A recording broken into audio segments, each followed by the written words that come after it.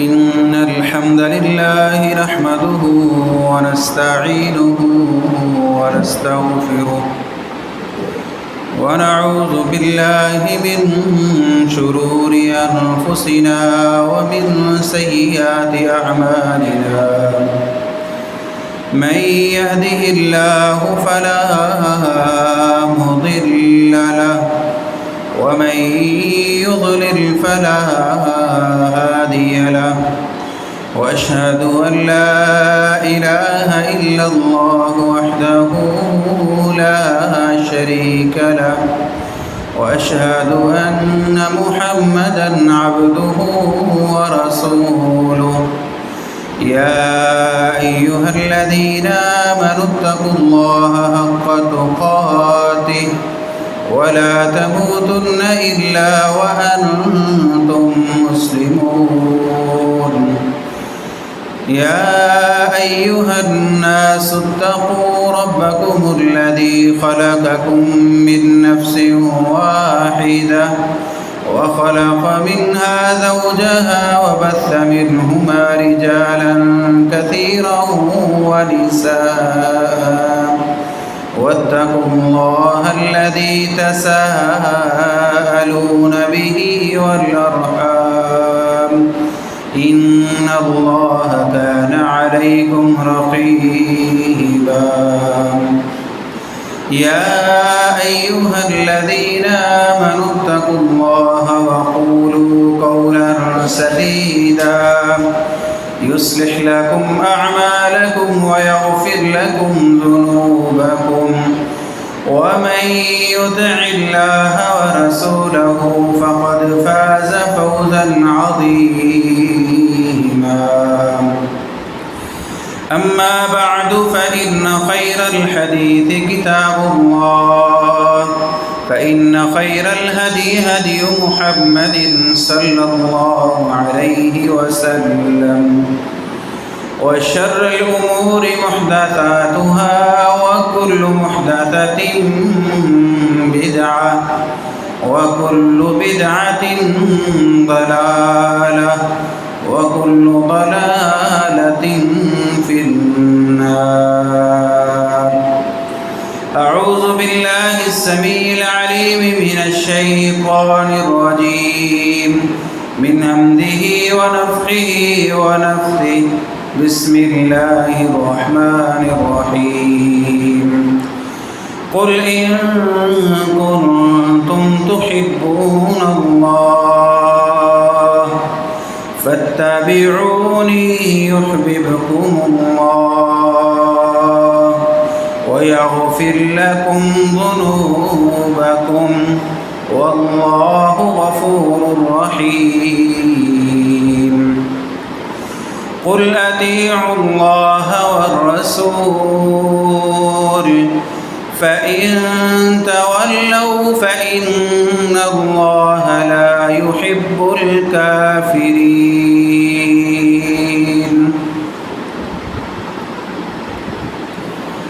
ہر قسم کی تعریفات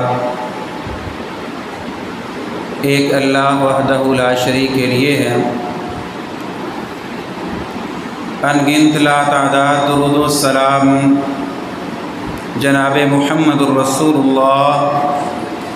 صلی اللہ علیہ وسلم کی ذات اقدس پر. میرے عزیز ساتھیوں، بھائیوں، بزرگ دوستوں،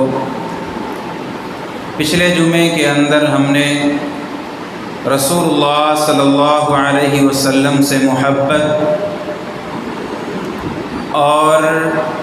اس کے ثمرات کا ذکر کیا تھا کہ ایک مسلمان کے لیے پیارے پیغمبر جناب محمد الرسول اللہ صلی اللہ علیہ وسلم سے محبت کرنا، اپنی جان، اپنے مال، اولاد، والدین، عزیز و اقارب، رشتہ دار، الغرض دنیا کے اندر جو چیز بھی موجود ہے، وہ رشتہ دار کی صورت کے اندر ہو، وہ مال کی صورت کے اندر ہو، وہ دنیا کی محبت ہو، کوئی چیز بھی ہے ان ساری چیزوں سے بڑھ کر رسول اللہ صلی اللہ علیہ وسلم کے ساتھ محبت کرنا ایک مسلمان پر فرض ہے،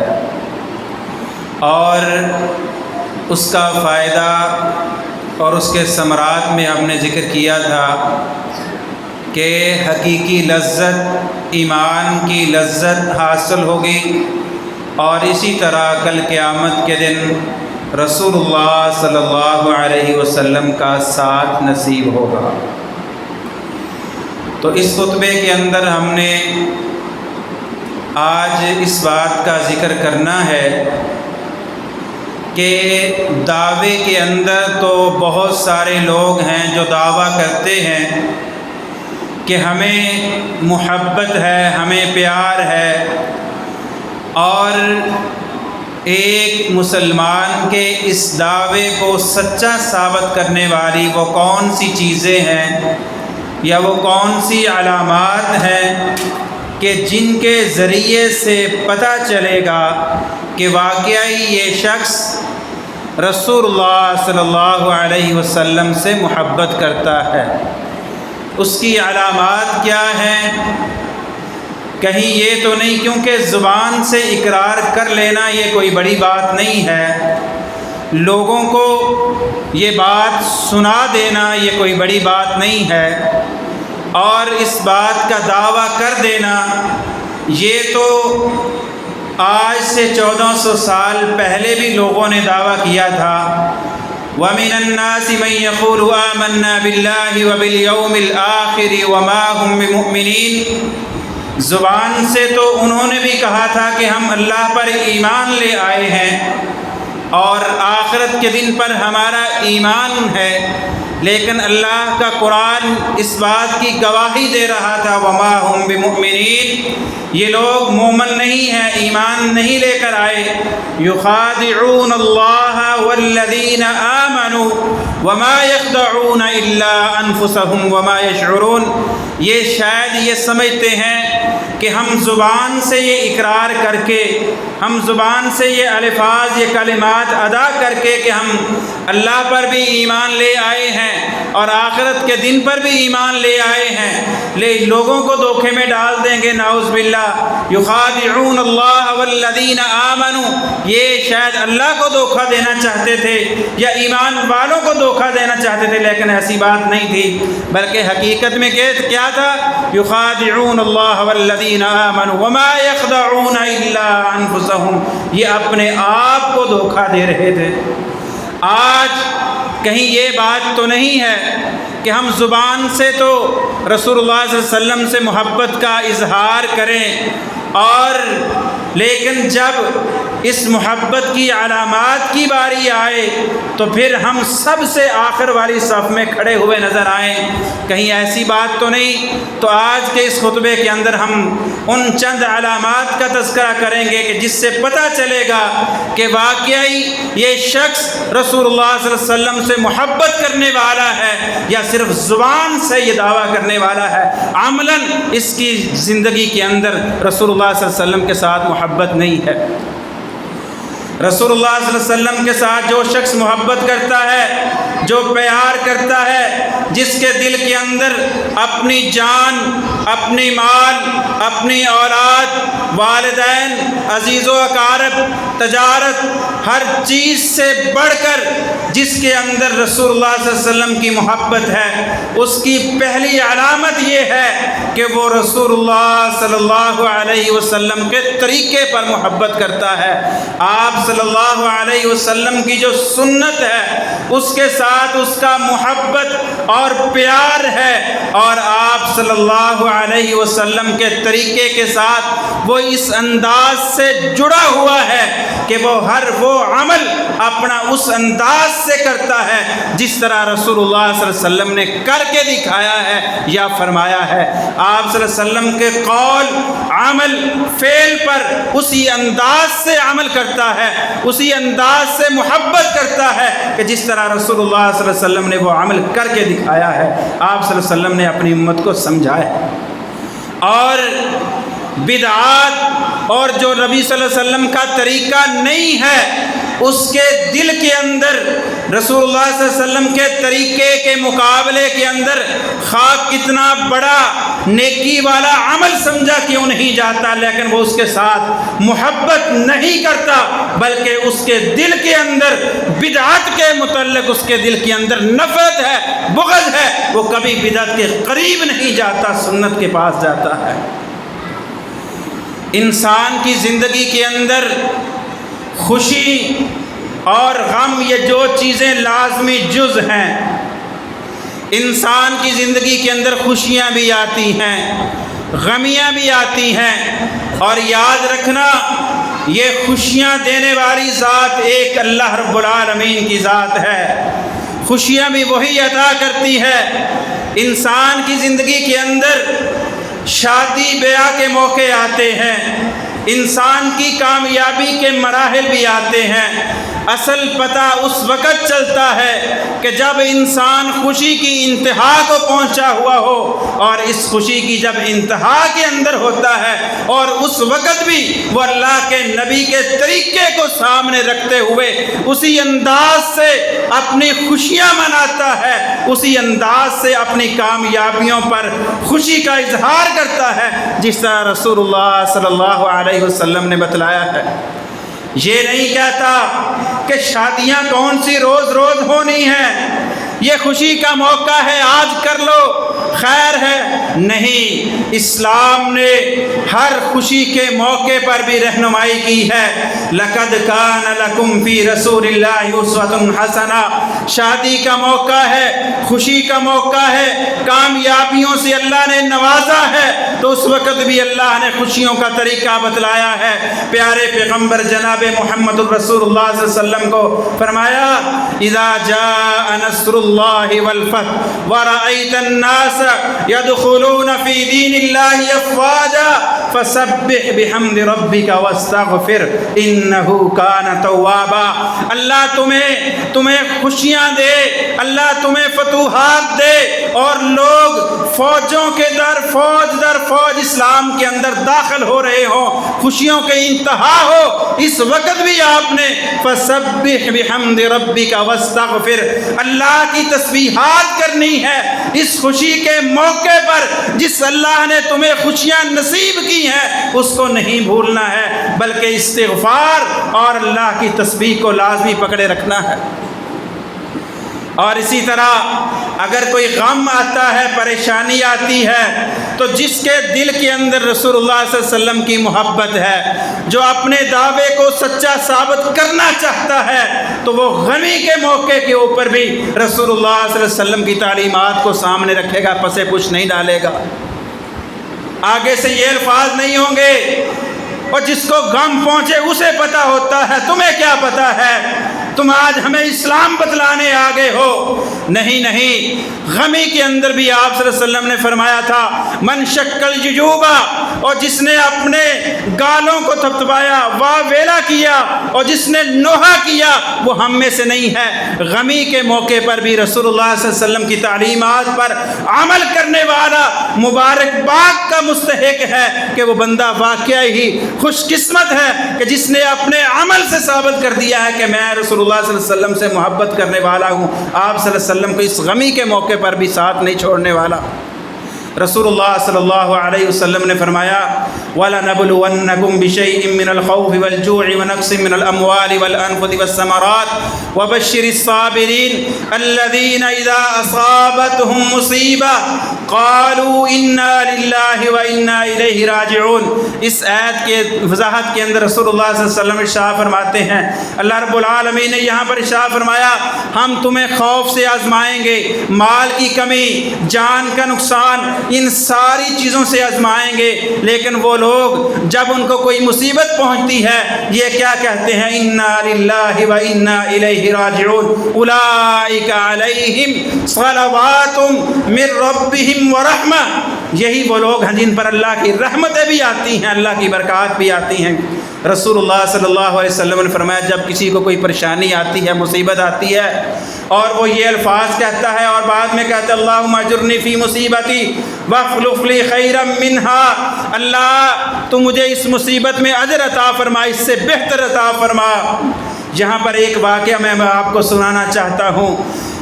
میرے عزیز ساتھیوں بھائیوں، آپ مساجد کے اندر دروس سنتے ہیں، خطبات جمعہ سنتے ہیں، آپ پہلے تو اپنے گھر والوں کو بھی لایا کریں، اگر نہیں لائے تو ان کو جا کر رسول اللہ صلی اللہ علیہ وسلم کے فرامین سنایا کرو۔ ایک واقعہ میں بیان کرتا ہوں، ام سلمہ رضی اللہ تعالیٰ عنہ کا واقعہ ہے۔ ابو سلمہ رضی اللہ تعالیٰ عنہ نے یہ حدیث رسول اللہ صلی اللہ علیہ وسلم سے سنی اور جا کر گھر بتلائی اپنی زوجہ محترمہ کو۔ انہوں نے بھی اللہ کے نبی صلی اللہ علیہ وسلم کی یہ حدیث سنی کہ جب کسی کو کوئی پریشانی آئے تو وہ انا للہ و انا الیہ راجعون کہے اور یہ دعا پڑھے، اللہم اجرنی فی مصیبتی واخلف لی خیرا منہا، اللہ اسے بہتر بدلہ عطا فرماتے ہیں۔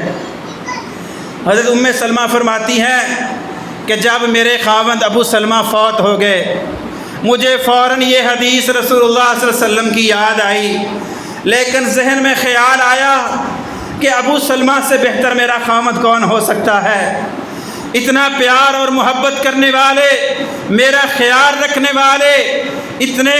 اچھے، میری ہر ضرورت کا میرے ساتھ اور محبت اور پیار کی مثال تھے، اس سے بہتر مجھے کہاں سے ملے گا؟ میں نے مدینہ کے اندر نظر دوڑائی، مجھے کوئی ایسا شخص ابو سلمہ سے بہتر نظر نہ آیا، لیکن ایک طرف یہ بات تھی، لیکن دوسری طرف رسول اللہ صلی اللہ علیہ وسلم کی حدیث میرے سامنے تھی۔ میں نے یہ حدیث پڑھ لی، فرماتی ہیں یہ حدیث میں نے رسول اللہ صلی اللہ علیہ وسلم کی حدیث سمجھتے ہوئے پڑھ لی، اور کیا کہتی ہیں کہ ابھی میری عدت پوری ہی ہوئی تھی کہ کائنات کے سردار، امام الانبیاء، امام الرسل، خاتم الانبیاء جناب محمد الرسول اللہ صلی اللہ علیہ وسلم نے مجھے نکاح کا پیغام بھیج دیا۔ تو اس دن مجھے یقین ہوا کہ انسان سوچتا کچھ ہے، لیکن آج اس حدیث کے پڑھنے کی وجہ سے اللہ نے مجھے خامد وہ دیا جو ساری کائنات کا سردار تھا، محمد الرسول اللہ صلی اللہ علیہ وسلم کے ساتھ نکاح کا پیغام آ گیا۔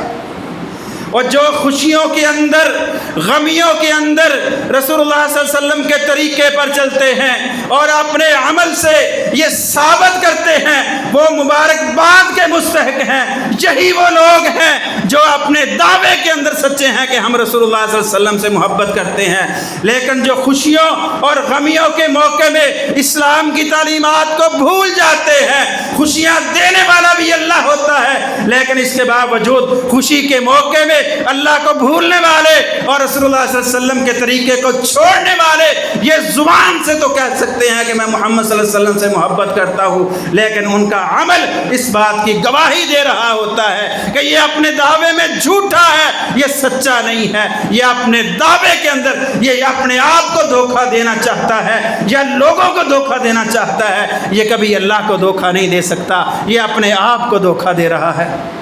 اور اسی طرح میرے عزیز ساتھیوں، بھائیوں، بزرگوں، دوستوں، اللہ کے نبی صلی اللہ علیہ وسلم کے ساتھ محبت کا دعویٰ کرنے والا، اس کے لیے یہ اس کی علامت ہے کہ عبادات کے اندر جب وہ نماز کے لیے کھڑا ہوگا تو اس کے ذہن میں خیال آئے گا کہ میری نماز اس انداز سے ہونی چاہیے کہ جس طرح رسول اللہ صلی اللہ علیہ وسلم کا طریقہ ہے، جس طرح پیارے پیغمبر صلی اللہ علیہ وسلم نے بتلایا ہے۔ اللہ کا قرآن پیارے پیغمبر پر نازل ہوا، اقیم الصلاۃ کے الفاظ پیارے پیغمبر صلی اللہ علیہ وسلم پر نازل ہوئے، اور پیارے پیغمبر صلی اللہ علیہ وسلم نے اس نماز کا طریقہ اپنی امت کو بتلا دیا ہے۔ جو واقعی نبی صلی اللہ علیہ وسلم سے محبت کرتا ہے، پیار کا دعویٰ ہے، محبت کا دعویٰ ہے، پھر وہ دائیں بائیں نہیں جائے گا، اس کے سامنے یہ چیز نہیں آئے گی کہ میرا امام یہ کہتا ہے، میرا مولوی یہ کہتا ہے، فلاں بڑے سے بڑا یہ کہتا ہے، ہم یہ کہتے ہیں، وہ سارے بڑے ہیں، ہماری آنکھوں کے تارے ہیں، ہمارے سر کے تاج ہیں، لیکن رسول اللہ صلی اللہ علیہ وسلم سے بڑا کوئی نہیں ہے۔ اگر آج محبت کا دعویٰ ہے تو پوری کائنات کی بات کو ٹھکرایا جا سکتا ہے، لیکن محمد الرسول اللہ صلی اللہ علیہ وسلم کی بات کو ٹھکرایا نہیں جا سکتا۔ اگر واقعی محبت ہے تو عبادات کے اندر ہر جز کے اندر ہم نے یہ دیکھنا ہے کہ رسول اللہ صلی اللہ علیہ وسلم کیسے کیا کرتے تھے، آپ صلی اللہ علیہ وسلم نے کیسے فرمایا ہے۔ حج بھی اس انداز سے کرو۔ یہاں مجھے ایک واقعہ یاد آیا، مدینہ منورہ کے اندر بیٹھے ہوئے تھے، ایک شیخ درس دے رہے تھے، اور فرما رہے تھے کہ عرفات کے اندر رسول اللہ صلی اللہ علیہ وسلم نے ظہر کی نماز کے وقت عصر کی نماز کو جمع کیا اور قصر کیا اور جمع کیا۔ اس میں ایک شخص بیٹھا ہوا تھا، آگے سے سوال کرتا ہے، کہتا ہے چونکہ میں فلاں مذہب سے تعلق رکھتا ہوں، مجھے میرے مذہب کے مطابق مسئلہ بتایا جائے۔ وہاں پر جو شیخ بیٹھے تھے وہ کہتے ہیں کان رسول اللہ صلی اللہ علیہ وسلم یفعل ھکذا، اللہ کے نبی صلی اللہ علیہ وسلم اس انداز سے میدان عرفات کے اندر نماز پڑھا کرتے تھے۔ اس کا سوال پھر اسی طرح تھا، چونکہ میں فلاں مذہب سے ہوں مجھے اس کے مطابق جواب دیا جائے۔ انہوں نے کہا کان رسول اللہ صلی اللہ علیہ وسلم یفعل ھکذا، اللہ کے نبی صلی اللہ علیہ وسلم یہ الفاظ کہا کرتے تھے۔ اب مجھے یہ بتاؤ، ایک شخص مسجد نبوی کے اندر ہو، نبی کے شہر کے اندر ہو، نبی کا گھر وہاں پر، اور وہاں پر بیٹھ کر وہ نبی صلی اللہ علیہ وسلم کا قول اور فعل سن رہا ہو کہ اللہ کے نبی ایسے کیا کرتے تھے، اور وہاں پر یہ مطالبہ کرے کہ مجھے میرے امام کے مطابق بتایا جائے، تو یہ شخص کیا نبی صلی اللہ علیہ وسلم سے محبت کرتا ہے کہ نہیں کرتا؟ اس کا فیصلہ آپ کے ہاتھ میں ہے۔ اگر وہ بندہ نبی صلی اللہ علیہ وسلم سے محبت کا دعوے دار ہے، اگر وہ سچا ہے، تو نبی صلی اللہ علیہ وسلم کے عمل قول کے سامنے اس کی آنکھیں جھک جانی چاہیے، پھر ہی پتہ چلے گا کہ واقعی یہ رسول اللہ صلی اللہ علیہ وسلم سے محبت کرتا ہے۔ میرے بھائیوں، آج دعوے کرنے والے تو بہت ہیں، لیکن نبی کے طریقے پر چلنے والے آپ کو بہت کم ملیں گے۔ دعوے کرنے والے آپ کو ہر جگہ مل جائیں گے، اعلانیہ کرنے والے ہوں گے، لیکن کب پتہ چلے گا؟ جب رسول اللہ صلی اللہ علیہ وسلم کے طریقے پر عمل کریں گے تو پھر پتہ چلے گا۔ اور اسی طرح رسول اللہ صلی اللہ علیہ وسلم، بعض لوگ یہ کہتے ہیں کہ یہ نیکی کا کام ہی ہے، کون سا گناہ کا کام ہے، اس میں ثواب ہی ملے گا۔ اس کے بارے میں بھی میں آپ کو ایک واقعہ سنا دیتا ہوں۔ 3 صحابی حضرت عائشہ صدیقہ رضی اللہ تعالیٰ عنہ کے پاس آئے، نبی صلی اللہ علیہ وسلم گھر میں موجود نہیں تھے۔ آ کر کہنے لگے ہم رسول اللہ صلی اللہ علیہ وسلم سے ملنے کے لیے آئے ہیں، اور آپ صلی اللہ علیہ وسلم گھر پہ موجود نہیں ہیں، آپ بتلا دیجئے اللہ کے نبی صلی اللہ علیہ وسلم کی عبادت کا طریقہ کار کیا تھا۔ حضرت عائشہ صدیقہ رضی اللہ تعالی عنہ نے آپ صلی اللہ علیہ وسلم کی عبادت کا طریقہ بتلا دیا۔ 3 صحابی تھے، جب انہوں نے نبی صلی اللہ علیہ وسلم کی عبادت کا معمول سنا تو ایک نے کہا اللہ کی قسم آج کے بعد میں ساری زندگی روزے رکھتا رہوں گا، کبھی روزہ افطار نہیں کروں گا۔ دوسرے شخص نے کہا میں ساری رات عبادت کرتا رہوں گا، سوؤں گا نہیں۔ تیسرے شخص نے کہا میں اپنی ساری زندگی اللہ کی عبادت میں لگا دوں گا، شادی نہیں کروں گا۔ مجھے یہ بتاؤ روزے رکھنا عبادت ہے کہ نہیں؟ رات کو قیام کرنا عبادت ہے کہ نہیں؟ اپنے آپ کو اللہ کی عبادت میں مشغول کر دینا عبادت ہے کہ نہیں؟ یہ کہہ دیا، کہا اللہ کے نبی کی عبادت، وہ تو اللہ نے ان کے گناہ سارے معاف کر دیے ہیں، کہا اللہ کے نبی، اور کہا ہم، یہ قسم کھا لی انہوں نے۔ روزہ وہ تھا کہ جس کے بارے میں رسول اللہ صلی اللہ علیہ وسلم نے فرمایا یشفعان للعبد، کل قیامت کا دن ہوگا، یہ روزہ روزے دار کے لیے سفارش کے لیے کھڑا ہو جائے گا، اللہ سے کہے گا اللہ میں نے اسے کھانے پینے سے روکے رکھا، اللہ تیرے لیے اس نے روزہ رکھا، آج میں روزہ اس کی سفارش کر رہا ہوں، میری سفارش کو قبول کر لے۔ رسول اللہ صلی اللہ علیہ وسلم نے فرمایا کہ اللہ روزے کی سفارش کو اس کے بارے میں قبول کر لیں گے۔ قیام کرنے والا یہ قرآن کل قیامت کے دن کھڑا ہو جائے گا اور سفارش کرے گا، اتنا بڑا اجر ہے روزے کا اور رات کو قیام کرنے کا۔ جب رسول اللہ صلی اللہ علیہ وسلم گھر تشریف لائے، حضرت عائشہ نے یہ معاملہ بتلایا، آپ نے فرمایا ان تینوں کو بلاؤ، تینوں کو بلایا گیا،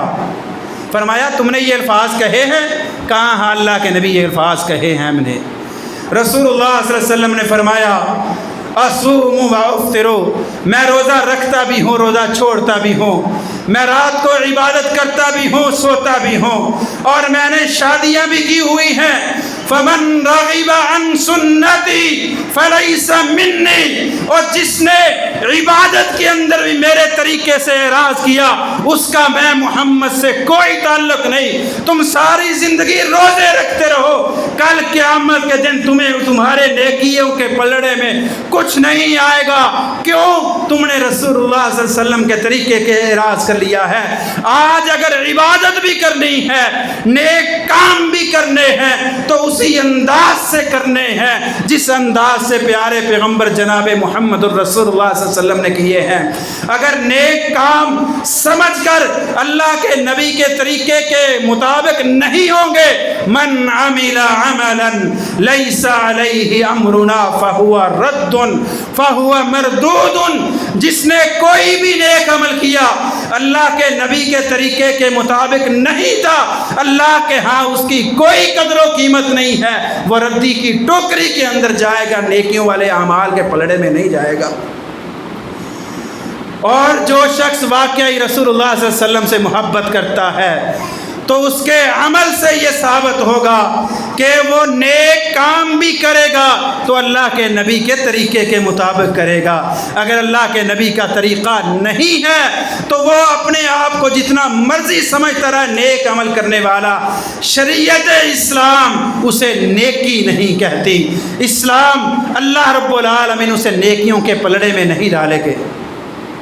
کیونکہ اللہ رب العالمین نے فرما دیا تھا یا ایھا الذین آمنوا اطیعوا اللہ واطیعوا الرسول ولا تبطلوا اعمالکم، معیار مقرر کر دیا، اللہ کی اطاعت کرو، اللہ کے رسول کی اطاعت کرو، اپنے اعمال کو برباد نہ کر لینا، ولا تبطلوا اعمالکم، اپنے اعمال کو ضائع اور برباد نہ کر لینا۔ تو اس سے یہ بات پتہ چلی کہ نیک عمل کرنا ہے یا جس کو ہم نیک سمجھتے ہیں، ہمیں پوچھنا پڑے گا نبی صلی اللہ علیہ وسلم سے، اللہ کے قرآن سے یا محمد صلی اللہ علیہ وسلم کے فرمان سے پوچھنا پڑے گا، آیا جس کو ہم نیکی سمجھ رہے ہیں یہ نیکی ہے بھی کہ نہیں ہے؟ اور جو نبی صلی اللہ علیہ وسلم سے دعویٰ کرتے ہیں نا محبت کا، آج ہمارے بھولے بھالے مسلمان انہوں نے نبی صلی اللہ علیہ وسلم کے ساتھ محبت کے اپنے طریقے ایجاد کر لیے ہیں، اور اس کو جو وہ طریقے اختیار نہیں کرتا نعوذ باللہ اسے کہتے ہیں اسے خوشی نہیں ہے۔ نہیں میرے بھائیوں، نبی صلی اللہ علیہ وسلم سے محبت کے طریقے جتنے مرضی ایجاد کیے جائیں لیکن محبت کا طریقہ وہی ہوگا جو رسول اللہ صلی اللہ علیہ وسلم نے بیان کیا ہے۔ پیارے پیغمبر صلی اللہ علیہ وسلم کی پیدائش کی خوشی کسے نہیں ہے؟ کون سا بدبخت شخص ہے کہ جسے رسول اللہ صلی اللہ علیہ وسلم کے پیدا ہونے کی خوشی نہیں ہے؟ ہم تو اس شخص کو مومن ہی نہیں سمجھتے، ایمان اس کے اندر نہیں ہے، لیکن کیا میں پوچھتا ہوں نبی صلی اللہ علیہ وسلم کو اپنی پیدائش کی خوشی تھی کہ نہیں تھی؟ ابو بکر صدیق کو تھی کہ نہیں تھی؟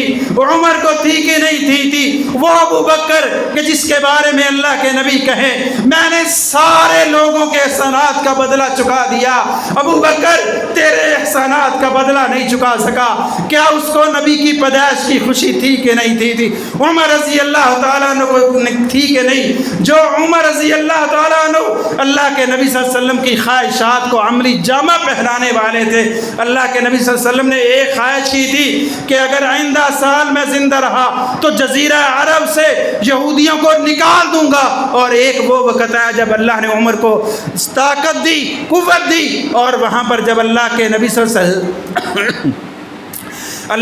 صلی اللہ علیہ وسلم کی اس خواہش پر عمل کیا اور اس وقت یہ الفاظ کہے کہ اللہ کے نبی صلی اللہ علیہ وسلم نے یہ خواہش کی تھی، آج عمر نے اس خواہش کو پورا کرتے ہوئے یہودیوں کو جزیرہ عرب سے نکال دیا ہے، کیا اس کو نبی صلی اللہ علیہ وسلم کی پیدائش کی خوشی نہیں تھی؟ آئیے آج ہم یہ بات عہد کرتے ہیں کہ اگر ہمیں خوشیاں منانی ہیں یا غمی ہے یا عبادات کے طریقے ہیں۔ اگر واقعی ہم نبی صلی اللہ علیہ وسلم کے ساتھ محبت میں سچے ہیں، اپنے دعوے کو سچا سمجھنا چاہتے ہیں، تو پھر ہمارا ہر عمل، وہ نیکی کا ہو، وہ خوشی کا ہو، وہ غمی کا ہو، وہ عبادات ہو، وہ معاملات ہو، جیسا بھی ہو، وہ سارے کا سارا شریعت اسلام کے مطابق ہوگا۔ اگر ہوگا تو ہم اپنے دعوے میں سچے ہیں، اگر نہیں ہوگا تو پھر ہم اپنے دعوے میں سچے نہیں ہیں، اپنے دعوے میں جھوٹے ہیں، اور ہمیں اپنے ایمان کی فکر کرنی چاہیے۔ اللہ رب العالمین سے دعا ہے کہ اللہ رب العالمین ہمیں رسول اللہ صلی اللہ علیہ وسلم سے حقیقی محبت کرنے کی توفیق عطا فرمائے، اور جو محبت کی علامات ہیں وہ بھی اپنی زندگی کے اندر لانے کی توفیق عطا فرمائے۔